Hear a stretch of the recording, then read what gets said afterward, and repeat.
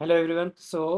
Today we are going to review a video uh, in which uh, let's go to this in which James Lim is talking about why intelligence makes it impossible to take action. So basically he's talking about majorly us thinking through things too much and not acting on it.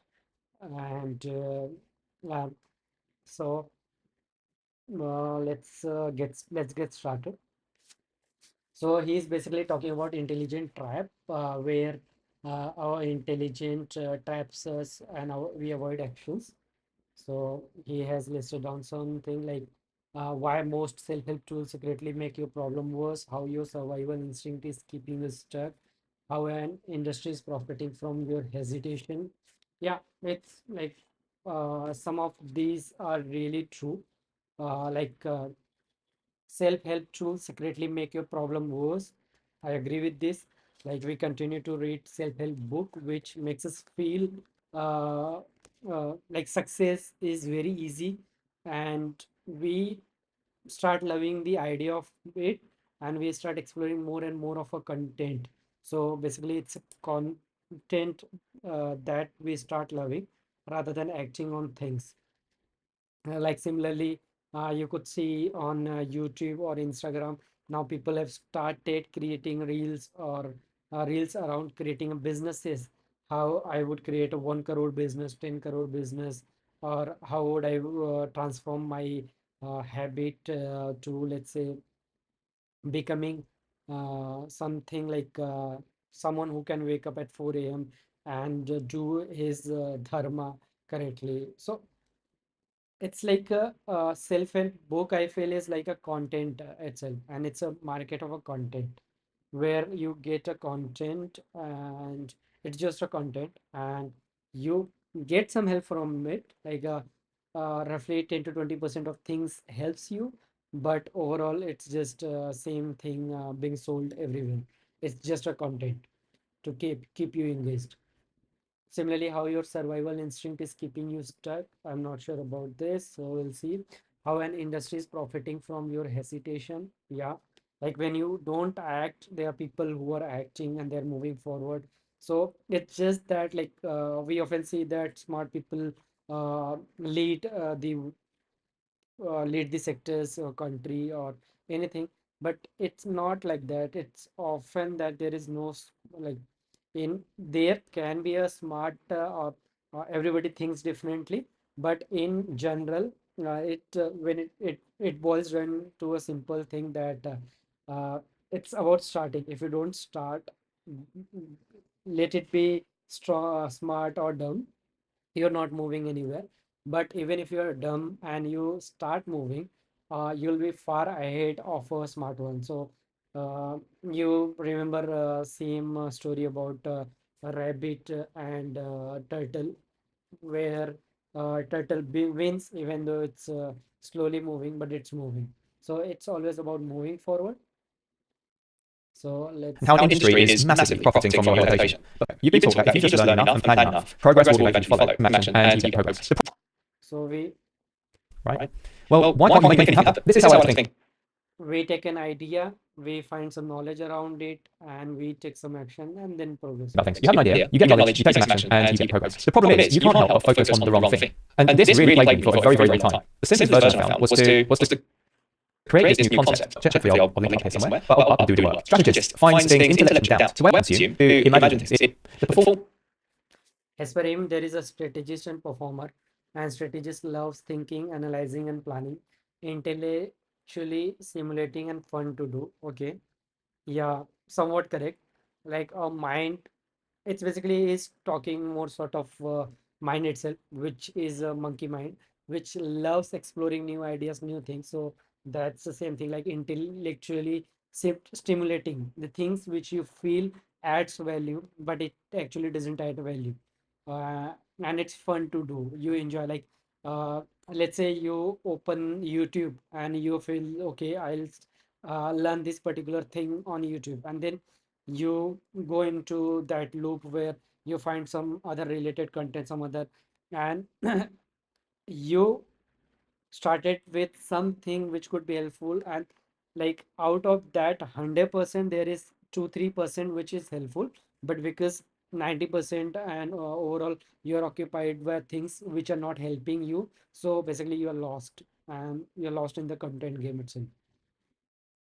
The one who has to show up, yeah, heart, discomfort, fear, and doubt.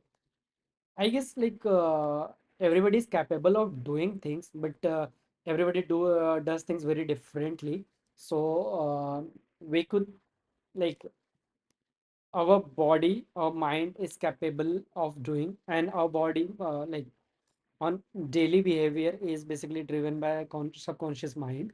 So we need to make sure that we plan, we break it down into a smaller pieces. Otherwise, like our mind fears uncertainty.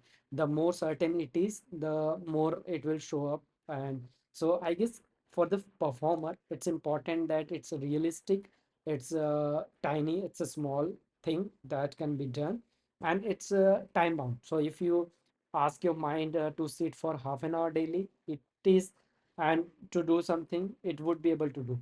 But if you're not sure and you say, okay, I'll sit for this particular topic, and you're not sure about the time foundations, it may try to avoid that. So I guess it's a Is the one who mindset. finds things extremely hard, extremely competent, and just keeps improving. And the more knowledge you consume, the more you do. When you were younger, the performer would just over time rewarded resources by design for a life plan. The performer I guess performer just tried things, didn't overthink. Education rewarded strategist, learn to analyze. Yeah, like right now, market is like that.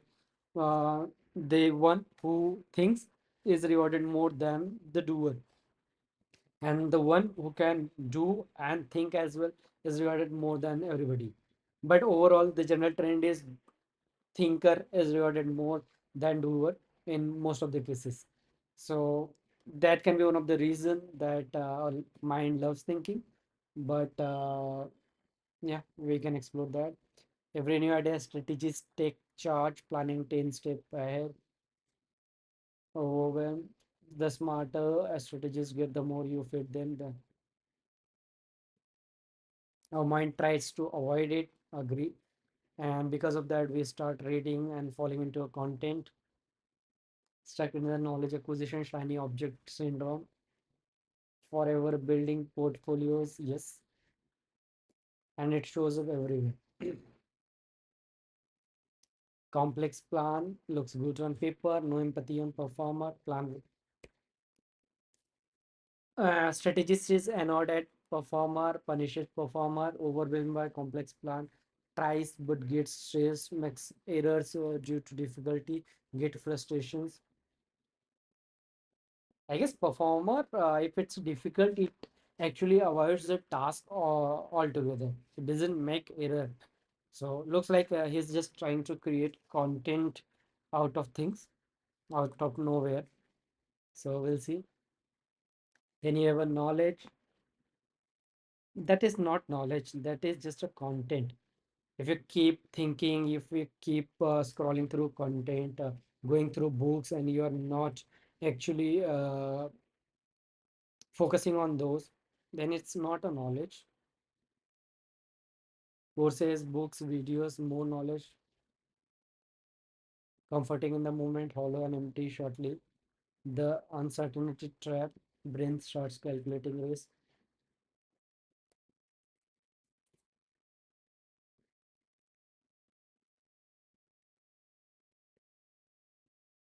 This So, is part three, the industry that profits from your hesitation. While you're stuck trying to figure things out, you know you want to take action. You know this already. I don't need to tell you that you need to do this. Why can't you? This is a kind of second order of thinking here. Well, what happens is you want to consume more knowledge, so you get drawn by all of this stuff, right? Now, I've been there, and I have to really stop myself from consuming this stuff. Because it's really attractive to your strategist. And what happens is you can't help it. Every how-to video course feeds the strategist, not the performer. I was tracking this, like I said, and you end up being a peer. You are starving the performer, and they end up having a really tough time. You need to help them. So how does this link to industry profit? Well, think about it. Your strategists hungry for more. They're always hungry for more. They love this stuff, and they're really competent, remember? What happens when you get good at something? Well, you exercise more, right? So that's why you're here, trying to consume more knowledge. It actually makes a lot of sense. Like I said, I was caught in this loop for, I think, well over 10 years. I was buying courses, buying books. I just kept going around in circles and didn't realise how detrimental it was, which we'll come on to in a bit. It is like junk food, I can promise you. Now, I actually like McDonald's, which is while you're trapped in the loop, an entire industry thrives on this. Creators, courses, and thought leaders, they keep feeding strategists. They sell the illusion of progress. Now, it is not to say that these things are not useful, which I will explain in a minute when I hear some of you learning without clearly interested about it. Think about the effective or the impact it is. Are these sources of information bad? Self-help industry. A bit controversial because I'm going to talk about the blind spot. Part 4, the survivorship bias of self-help industry money. It's time, right? It's how a year pretty interesting with research people complete courses and come out too. Out all of the stuff in the middle, some circumstances, and this is my opinion. But there's a critical blind spot here. How similar are they to you? And I'm talking about their character and traits. When would these courses and products work in an ideal situation? Like, how can we get that 5% up to 100 or even anywhere with 50%? I wanted this for so long. I've spent the last 5 to 10 years really thinking about this and doing lots of tests on it. Now, I do have a solution later on. What if your performer happened to be, there are some people who are, what was happening background for them? But you, off strategist, were so terrified they had one. This isn't a podcast. Blind calls. They're often telling me about what book, and you can't see it here, but I've got a bookshelf of. Otherwise, they would just go. And you end up with this gap, right? So you've got loss of confidence, you lose trust, and information is relevant, but useless. So the question isn't how do I learn more? It's how do I retrain my performance to start executing again? Remember, when you were a child, you would just execute because you didn't read. Especially now, your brain is defaulting to over-preparation. So that's what we're going to break down next, how to do this. I'm going to call this the performer upgrade framework. How do you rebuild a performer? You can't think your way out of this, right? I've got to remind you about this. I see this so much. People try to intellectualize their way out of the situation. That is the problem. You have to train your way out of this. We need a way to recondition part of you. It actually does work. It starts with a fundamental truth. Your performance does not need more knowledge. It needs a different environment that will encourage the right type of behaviors. It's like rebuilding muscle. You don't make it stronger by yelling at it or reading stories. You rebuild it by actively using it at the right note so you don't break it. And that's how you get stronger. So what does your performer actually need to improve? But first, remember, what are they likely to experience that is causing all of these problems? So fear, uncertainty, why your performance trying to be, what it feels like. Check my other videos on this. I'll put them on because I didn't want to ever find them. But maybe it's easy. That's kind of funny. I was struggling for a moment.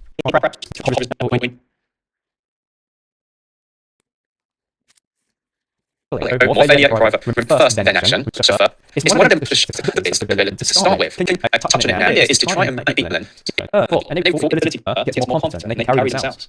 This is why structured containers work well. That's why challenges, accountability group, coaching, cohorts always work. It's one of the most interesting effects I've noticed when I'm coaching one-to-one. Obviously, I'm trying to be helpful in structuring what they need to do, but a big component is the fact that they just show up week after week with work to show because the pain, and often clients will tell me this, they feel too embarrassed if they show up and haven't done the work, so they end up doing it sometimes late night, the night before. I'm thinking that's actually fine because over weeks, all of the work gets. The problem is that many people, they just don't have an effective environment that is conducive to performing improvement.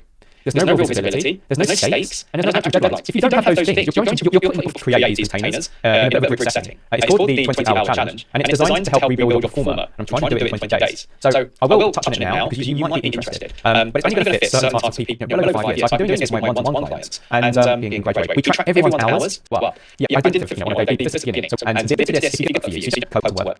The 50 in the optimized out. If you trace all of this back, the hidden pattern is every time you avoid discomfort, your performance gets a little bit weaker. And every time you do face it, even in tiny doses, your confidence starts to compound. That's the real piece people admit.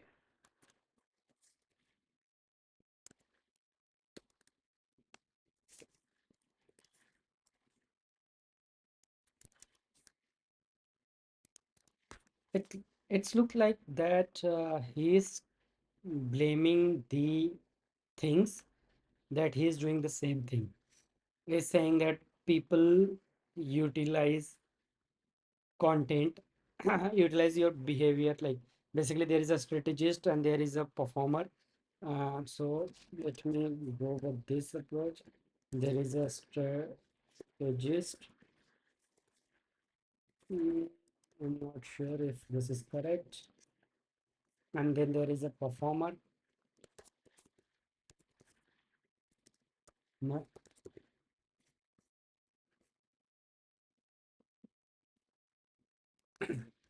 But overall, what I realized is he has too much images, too much content, unrelated topics, and basically suggestions.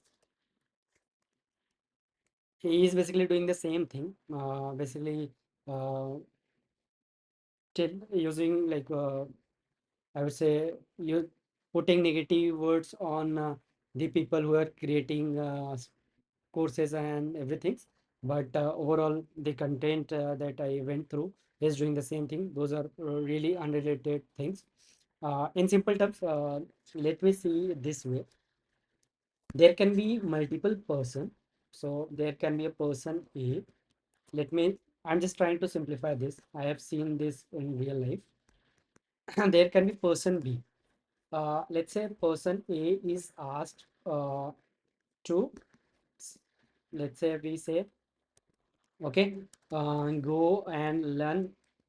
Let's say he comes to me for a career advice, right? And let's say he has just started his engineering career, and he comes to me and says, okay, sir, what is the career I should choose?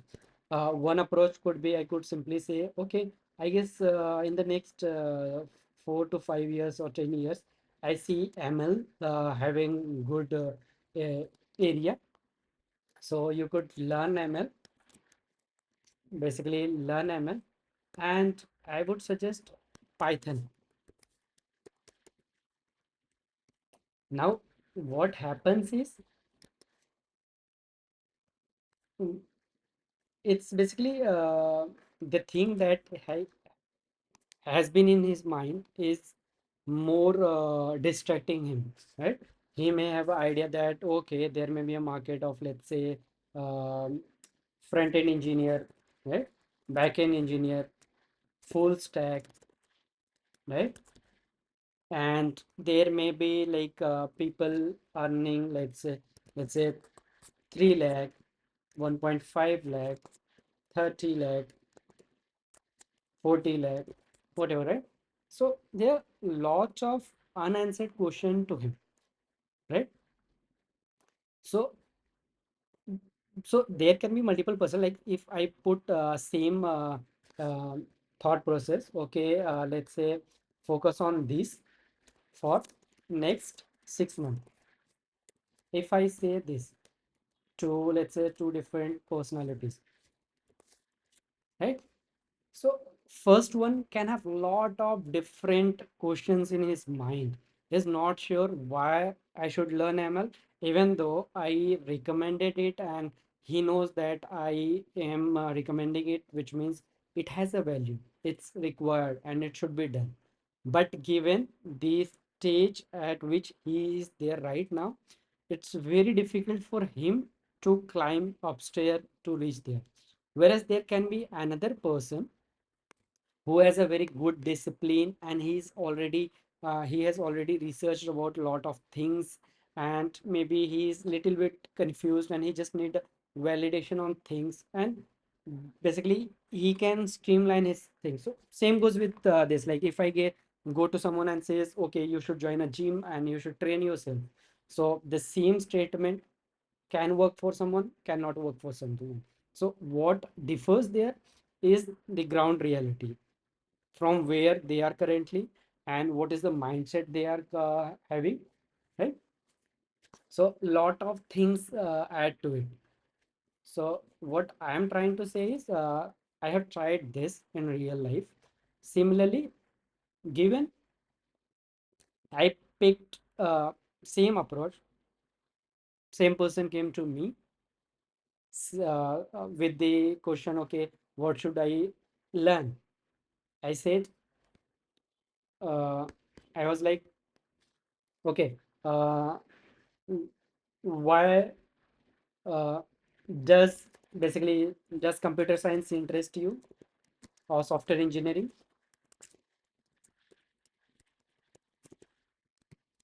First question,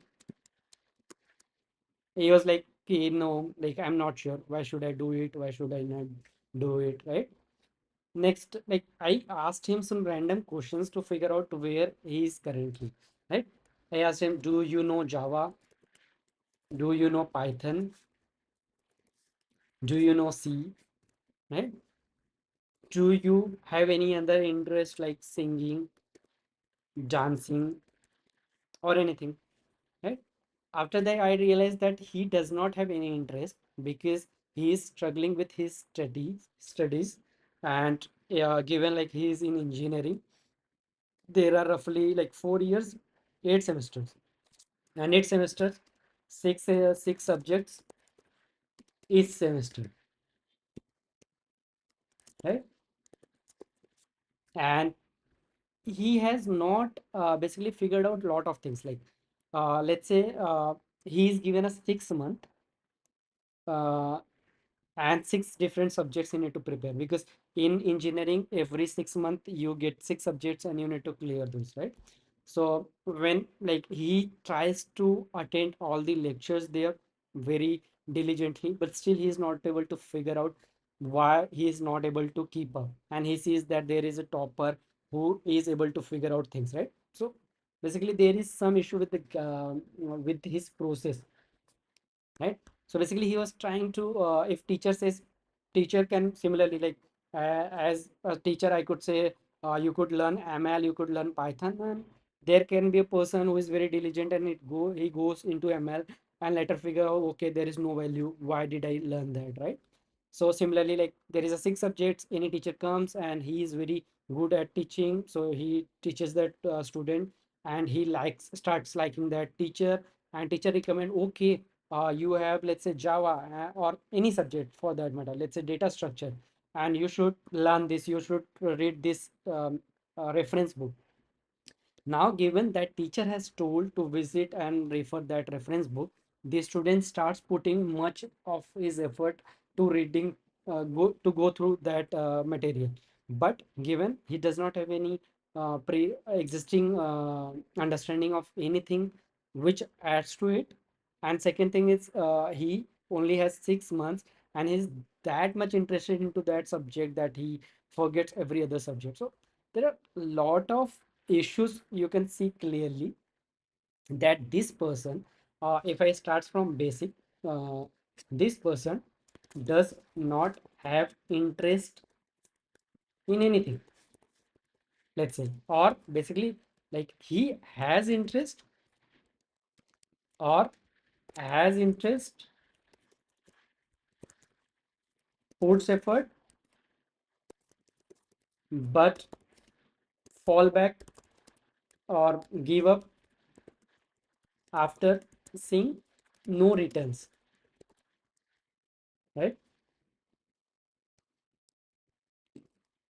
That person, as I told, like the teacher told to refer this particular book, he went through that book, he did good reading there, but he did not understand anything, right? So there are lot of things. So first thing I decided to put an interest in him.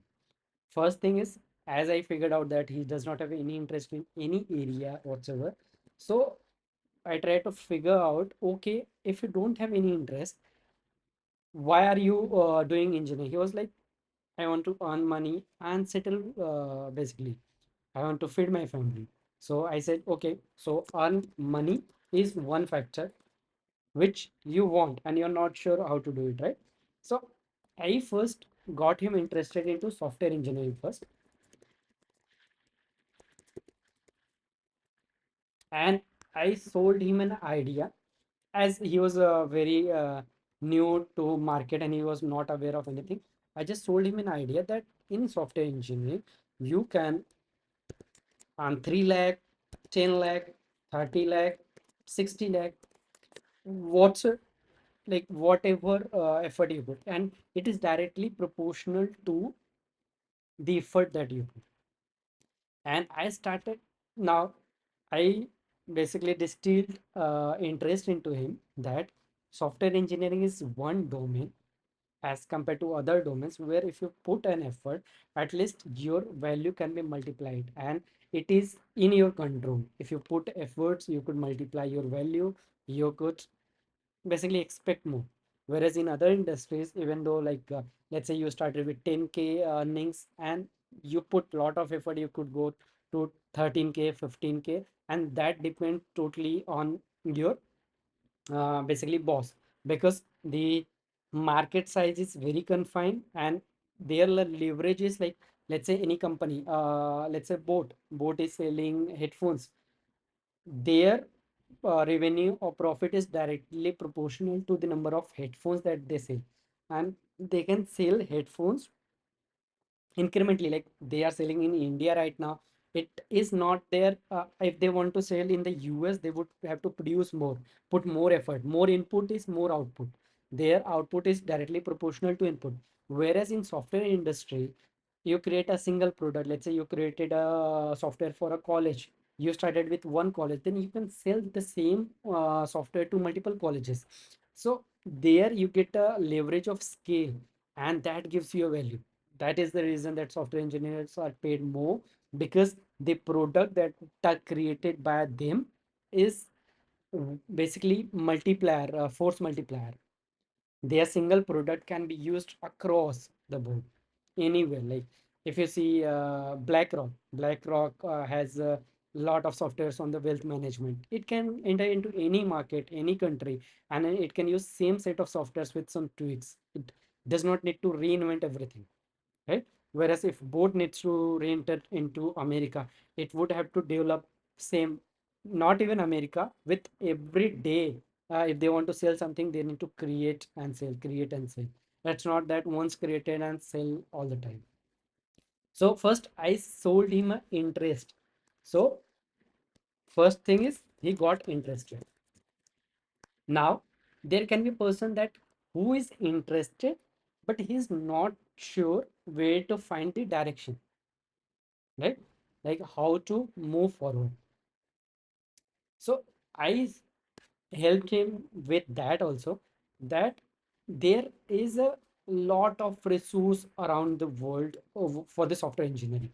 You can be a front end, you can be a let's say back end, you can be a full stack, you can be anything, right?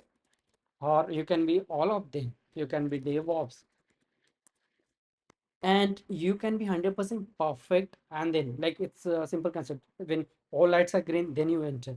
But what the market says is like, in the software engineering, even though that 20% of the daily use scenarios, uh, even though you have a 20% skill, required skill of particular technology or particular thing, you can, because your interview would be 30 to 1 hour, right? 30 minute to 1 hour. So or let's say 4 hour or whatever, that's a very minimal, right? And 4 hour, that would be same repeated interviews with some repetitions. So point is like, if you just put 20% effort somewhere, then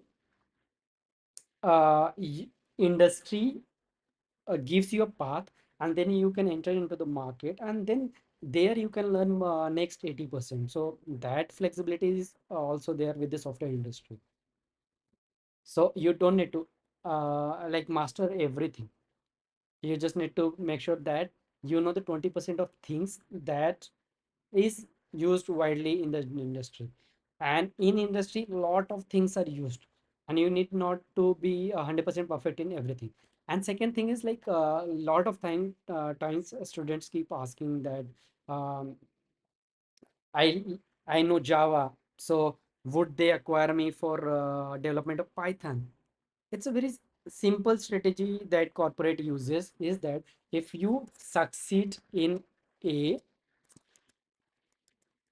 and which means it's easier for you, which implies basically it's easier for you to succeed in B, because once you have found the recipe to success, you can replicate the same. So industry does not require you to be in a specific tech. That's why they are called engineers. They are very flexible with the technologies, with the things they can learn on the go, and research and figure out things. You just need to start. So that was the thing. So I asked him, okay, in the simplistic way, start with ops concept of Java. Or I just said, told him, just pick Java, which is one technology. The At the time, it was required that you need to know Java and data structure. I simplified for him. I told him, first thing is that you have not yet started, so I won't tell you the complete roadmap what you need to do. Just get started with Java. And even though Java is also a big thing, just get started with ops concept. And I started making sure that he's practicing to put effort and figuring out things. So I asked him to learn ops, come back, teach me back. Then I reject, go back, learn more, learn deeper, broader concepts, come back. So for a small concepts, each individual concepts of ops, he went and he thoroughly spent a week or more than that. He went through a lot of materials, YouTube videos, books, because he was sure that like I just convinced him that if you just learn ops, I guarantee you, and there were a lot of discussions, you could just clear the interview. And I helped him with the tactics of clearing interviews as well. So he just prepared for the ops and he got very confident with that, and he just went for the interview, and I helped him with the figuring out things to crack the interview, and he was able to crack the interview with just ops concept. And he helped 11 other 10 to 11 other team members of his college to crack the interviews, because he was already done earlier. Because in interview, you need not be 100% like you need not to score 100 out of 100. You just need to be scoring higher than others. You need to be above average, that's it. So he was able to do it, he was able to crack. So I helped him to figure out the 20% or 5%, 2%, 3%, and just move forward. Just find a path, narrow path, and keep moving forward. And that time when he found the taste, now he got idea, and he is now like he has succeeded in a lot of things. The same person learned data structure thoroughly without my help, and he learned AI, DevOps, other things like management or people management, because he found the taste, he found the way. And same person who was failing in engineering with the subjects, as he found the path, he was doing the same with engineering. He started uh, going back uh, earlier. His approach was, I would plan for 100%, plan for 100%, and then execute. So with this approach, he was never to execute anything. He was never to find momentum or motivation. You're just stuck in the planning. The same thing that the person in the video was talking about, strategist and performer. But that's a simple scenario. Basically, in general, we tend to think too much about things which are very simple to do. It's just that we need to simplify it. We need to get started. We are trying to we are trying to pull down basically a pahad in Hindi we call, but we are not starting. We are figuring out, okay, how can we start pulling out bigger pieces, and how we can crack this, crack that, how we can become top world level, right? But for that, you need to get started. You need to just keep moving. Once you keep started, like if you can acquire 1%, 2%, 3%, then right people starts coming to you. Then it just compounds. If you know 10 to 5 to 10% of a thing, then you starts moving to those set of people. It's like compounding. Initially, you start yourself. You just need to figure out, you need to learn 10 to 20%, and you just need to enter into that zone. Once you enter into that zone, it becomes easier because those people are talking in that term only. Let's say I want to learn economics, and I want to make sure that I am well versed. I can uh, evaluate companies, and I can do a lot of things, right? So I need to make sure that I learn 10 to 20% things which relates to them, and then start talking and show them that I bring some value to the table as well. And they start feeling that, okay, this is not the dumb person, he has something. And then they start treating you like their own community, and then you find the rhythm, and then you start creating values, and you just keep moving. So that this simple story, I was telling this because often we plan too much. We try to make sure that we have 100% plan. Like let's say I or we plan data, I plan to learn data structures and algorithms, right? So there are a lot of data structure and algorithms. I could make a schedule and learn all of them, and may not use any of those or may use some of those, right? Or other approach could be I learn one of those or two of those, and I try to figure out their use case, and I try to use that. Once I have found that use case, I show off to people, and then I get a value. So it's a reward system. You do something, you get rewarded for it. You do something, you get rewarded for it, and then you continues. And then you don't care. Earlier, it was very difficult for you to put 5 minutes or 10 minutes, but now you can put 10 hours, 5 hours because you're so interested or so involved in that. And in general,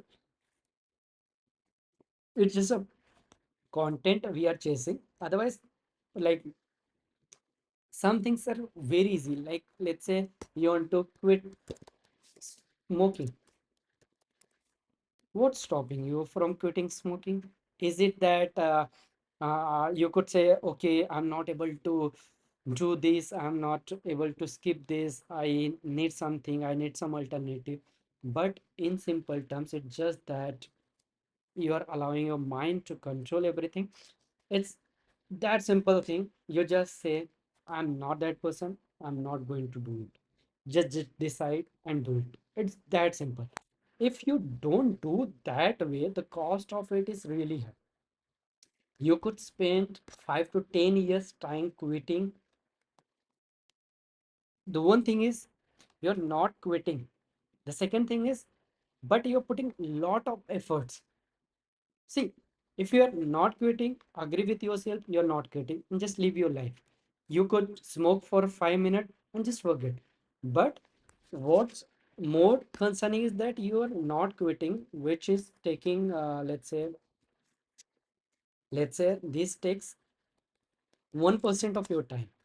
But you're trying to quit smoking, try to quit smoking, for which you're trying to plan or find hacks.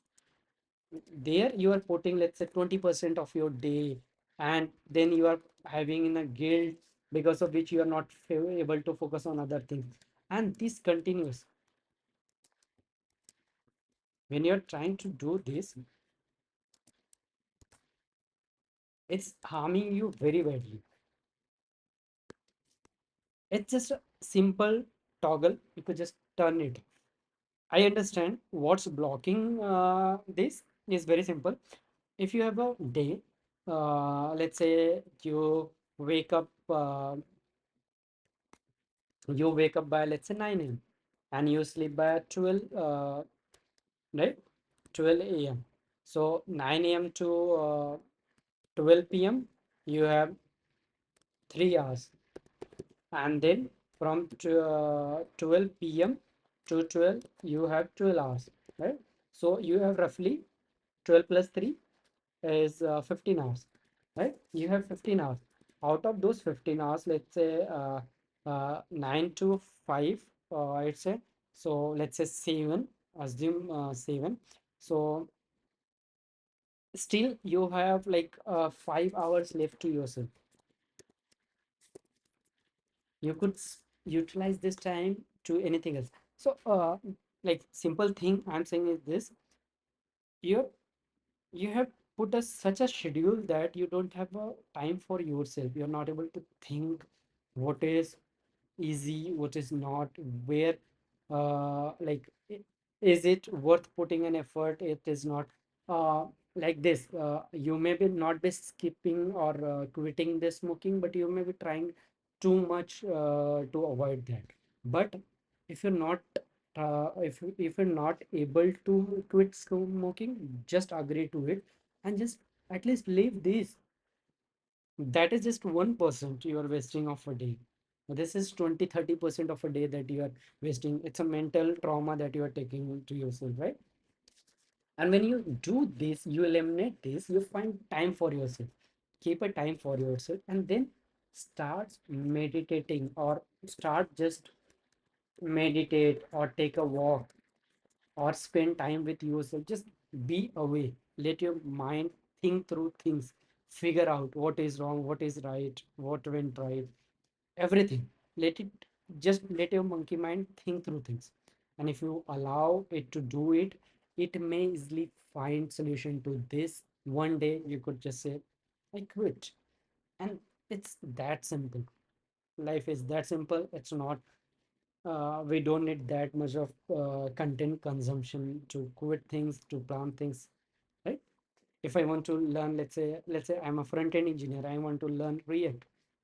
I could simply first fix on one resource, let's say react.dev, and then I could say, uh, either I could plan thoroughly, I could say I would read one content each day, or I could say, okay, let's figure out five topmost concepts that I should do and what I should do. What will I do with that? If I figure out that, let's just build on those and try to use those in daily lives, yeah, create something, right? So that way I engage. So in simple terms, uh, I would say engage yourself with things. Be in those moments. It's that simple. If you are smoking, just feel it. See what you're smoking, why you're smoking. Just feel it. Don't think of other things when you're smoking. It's it happens that when you're smoking and you're thinking of different things, so you're not able to see yourself. You're not able to see it as it is. Just start observing things.